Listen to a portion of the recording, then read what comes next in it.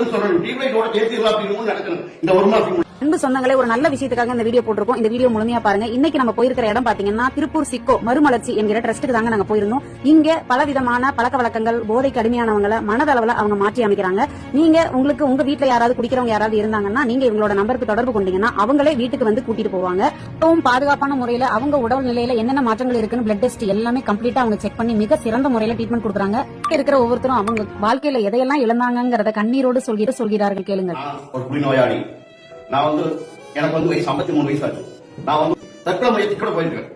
Tea குடிக்கிறது கூட காசு இல்லாம போற சூழ்நிலை கூட எனக்கு வந்து பட்டினியை கூட இருக்கு. சொத்து இருக்குது, ஆனா ஒரு டீ குடிக்கிறது காசு இல்லாம முன்னாடி பண்றது புரிஞ்சு. இந்த மறுமலர்ச்சிக்கு வந்ததுக்கு அப்புறம் உங்களுடைய மனநிலை எப்படி மாறுச்சு? குடிக்காம நல்லா தெளிவா போனேன். மக்களே, இதுதான் இன்னைக்கு எல்லாருடைய நிலைமையும். நீங்க பாத்துருங்க, குடியினால முன்னேற குடும்பமே கிடையாது. அந்த குடியினால அழிஞ்ச குடும்பங்கள் தான் நிறைய இருக்கிறாங்க.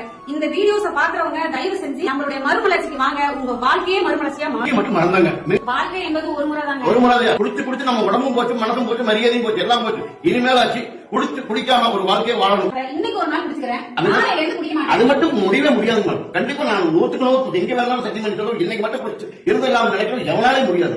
எமோஷனலா சொல்றாரு. நீங்க நினைச்சுக்கலாம் ஒரு விளம்பரத்துக்காக பேசுறாங்க.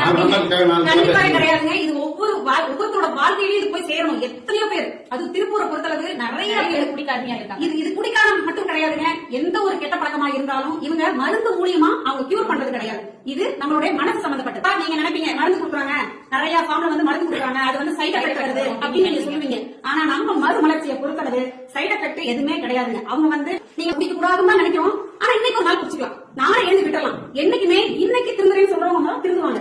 நாளைக்கு அப்படிங்கறது அந்த நாள தான் போய்கிட்டே இருக்கும். இப்ப நம்மளுடைய மறுமலர்ச்சிக்கு ஒரே ஒரு தடவை உங்க வீட்டுல யாராவது குடிக்க அடிமையாக இருந்தாலும் இல்ல வேற வித கெட்ட பழக்க வழக்கங்கள் இருந்தாலும் நம்மளுடைய மறுமலர்ச்சியை கான்டாக்ட் பண்ணுங்க.